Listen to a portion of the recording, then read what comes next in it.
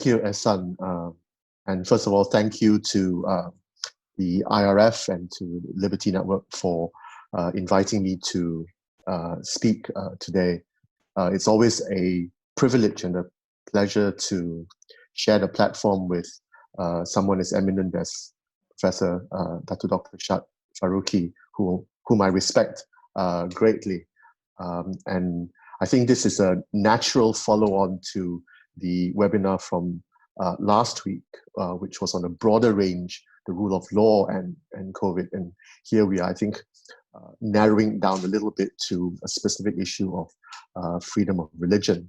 In fact, the funny thing is that at the end of that, I contacted Dr. Farouk and I said, we should talk a little bit more and maybe we can get some other eminent speakers to speak on the issue of freedom of religion. And he went away and then came back and said, looks like it's going to be you, Andrew. So, the problem of suggesting something is that it sometimes comes back to you to do it. I think I've got basically 5 overall points to make. And I think the first is that it's quite easy in these circumstances. It's a great temptation to say that in a health-related emergency of the nature that we are facing, this emergency overrides all other issues, all other rights, and that all other rights must give way to the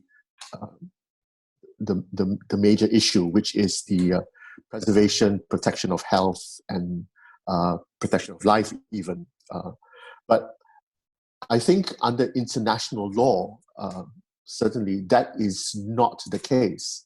I think international law suggests that there has to be a recognition and a non-derogation of international human rights norms and standards, even in the case of an emergency, whether it's a security emergency or a health emergency, which in some cases these days is also a security emergency. And somehow there has to be a balance found to allow the emergency measures that are being taken to coexist with international human rights. So if we look, for example, at the 1948 Universal Declaration of Human Rights, Article 18 very clearly sets out the right to freedom of thought, conscience, and religion, the freedom to manifest religion or belief. And it's manifested in teaching, in practice, in worship, and in observance. And we'll come back to those elements. But balancing Article 18 in the UDHR is, towards the end, Article 29, and specifically Clause 2, which allows for certain limitations to rights. But these limitations are determined by law solely, and I'm quoting here, solely for the purpose of securing due recognition and respect for the rights and freedoms of others, and of meeting the just requirements of morality, public order, and the general welfare in a democratic society.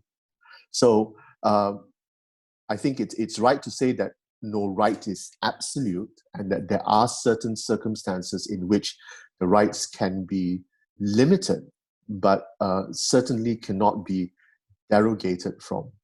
And this is picked up and repeated and developed in 1966 when you have the International Covenant on Civil and Political Rights. So it's still Article 18, and it basically says the same thing as the UDHR, but the limitation provisions which were in Article 29(2) of the UDHR are now brought within Article 18(3) of the ICCPR.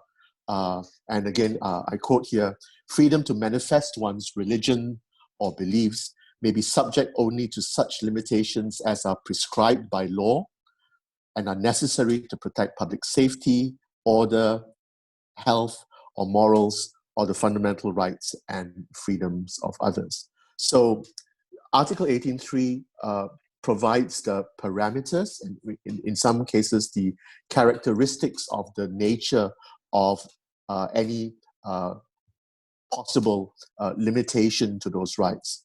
And just to be clear again, these are threefold. Namely, one, it has to be prescribed by law. Secondly, it has to address a particular issue, which is in this case to protect public safety, order, health, or morals and fundamental rights and freedoms of others. And the third point is that these limitations are necessary. So there is a threefold test, as it were.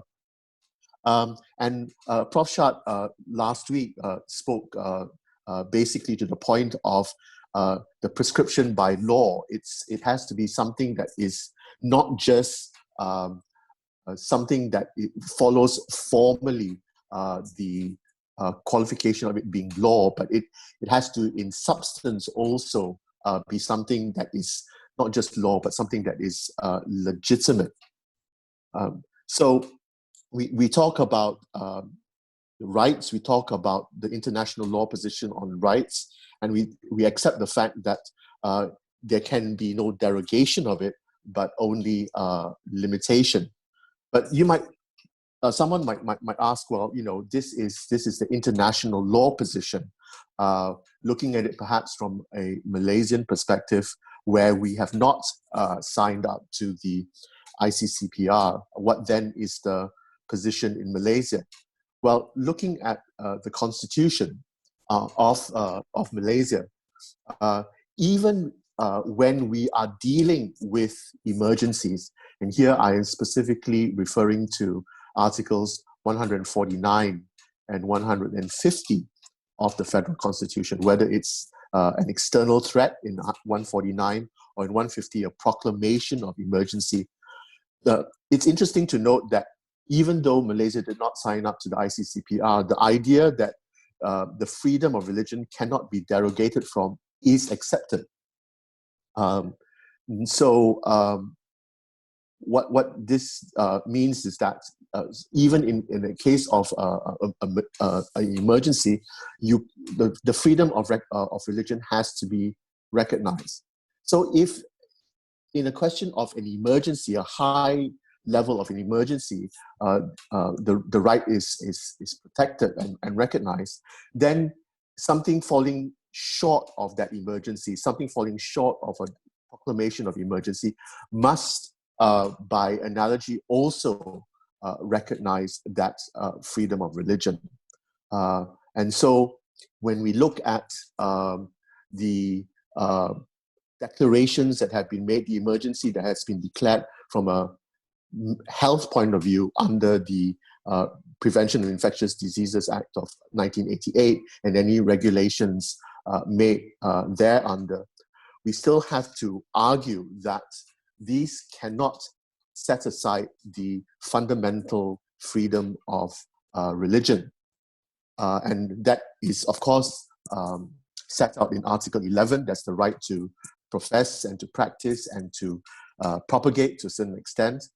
11.3 of the Constitution talks about the right of religions to manage their own religious affairs. So then the question that comes into mind here is, to what extent is any limitations on the right to hold services or to carry out the activities of a particular religion, to what extent is it the discretion or the decision of the body organizing that religion as opposed to the state itself?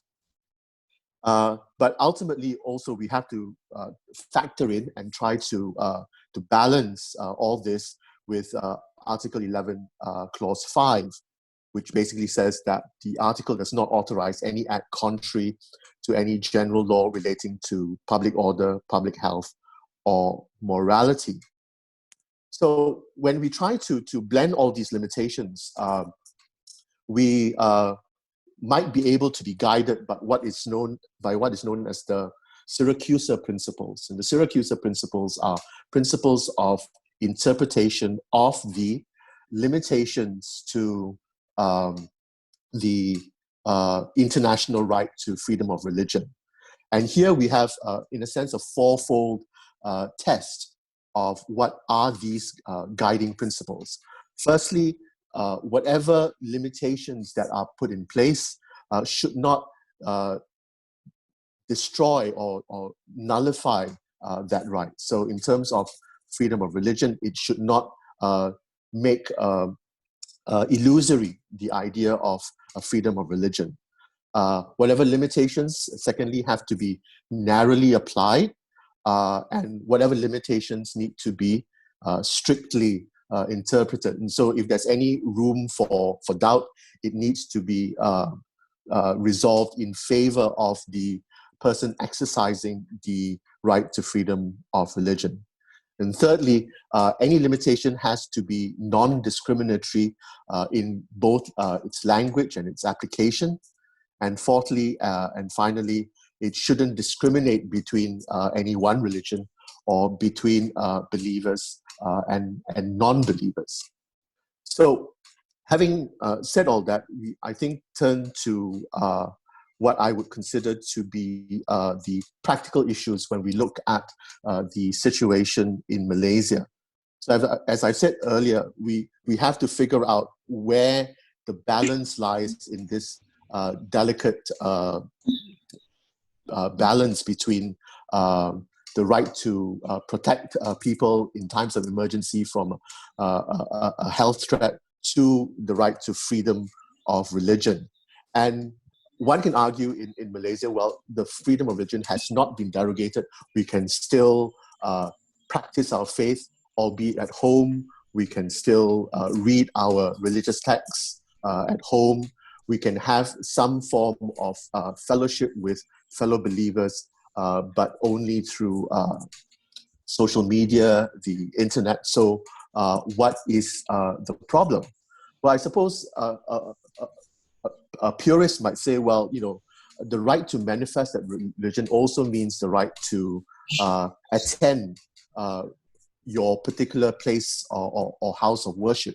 And this is where the restriction comes into place, because under the regulations that have been enacted or put into place in this country, places of worship are closed, and people can't go there. So we've seen this argument in other parts of the world as well, where there's been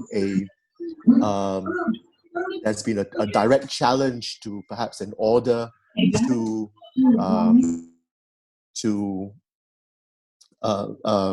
close places of public places, and some churches, for example, in the US, some pastors have just gone ahead and basically said, look, you cannot deprive me, my organization, my religious body, of the right to meet, and they've gone ahead and they've met. And some of them have met in terms without any consideration as to physical distancing.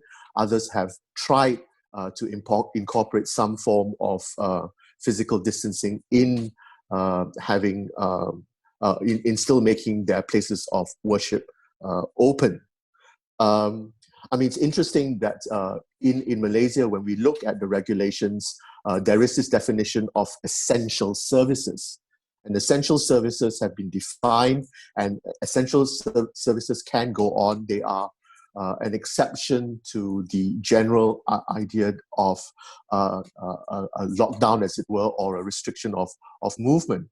But in other jurisdictions, they have experimented with the idea, or they have proceeded with the idea that essential services includes religious services. And so religion is brought within the exception to the otherwise order of staying at home or sheltering in place. And I think there is some perhaps sympathy for that, especially when you want to look at religious or religious personnel trying to perform their duties of providing religious support and religious counseling to their parishioners or their congregants in this time of restricted movement. And so one could possibly think that, is there a possibility that instead of saying places of worship are closed, whether you could think of a situation where places of worship can remain open for private prayer, for private reflection, for very small groups of people to come in, suitably spaced out to avoid proximate contact, and to still allow for some form of religious services to go on. Is it necessary, or is it vital for there to be a total lockdown of religious personnel and also religious services? Thirdly, I suppose the issue one is of practicality, is one of negotiating. So the authorities, when they consider these kinds of regulations, was there a process of consultation with religious bodies of all denominations, all different religions, as to a unified or common approach that could be taken? This idea of cooperation and consultation is very much within the understanding of human rights-based approach to coming up with these kinds of limitations or regulations. And then to end in terms of the practical issues, one perhaps has to question the scope of the orders given either by the Ministry of Health under the Act or the National Security Council under the National Security Council Act, and the scope and the width of that. And that's perhaps is a more constitutional issue. I don't know whether we want to take it up as well as we discuss this, but the constitutional position or location of the National Security Council within the structure of a cabinet government in Malaysia. So these were basically the 5 points that I wanted to raise. The idea that we have to, that we would accept without further thought, the idea that any lockdown or any limitation must in and of itself be the overriding principle, and which must override all other rights. What is the situation in international law? Recognizing the fact that certain rights, even in international law, cannot be derogated from, and even in the Malaysian constitution, it cannot be derogated from. And so then how do we interpret the limitations, the scope of the limitations, and then some practical issues to consider, not just now when there is this movement control order in place, but even when we postulate a position after the MCO is lifted, we don't all immediately go back to being normal. There have to be certain gradual transitional arrangements made before we go back to whatever can be termed as normal in the post-MCO period. And so these are some practical considerations. And just to end by linking up what Ehsan spoke about in the introduction, I mean, we've come to a time when the major religions in this world and in this country have had to face some limitation to the way that they are able to celebrate their festive days or holy days. You have the whole issue of Lent and Good Friday and Easter. In the world at large, there was the Jewish community and Passover. You're now having Ramadan and later on Hari Raya. And of course, just quite soon after Hari Raya will be Gawai and Keamatan.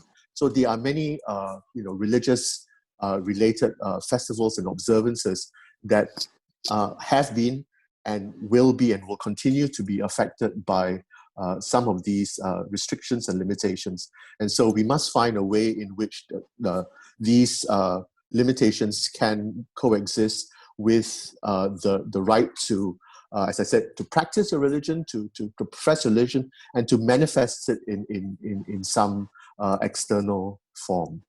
So I will stop there at the moment and let Prof. Shad take over, and happy to take questions at the end of this. Thank you very much for your attention.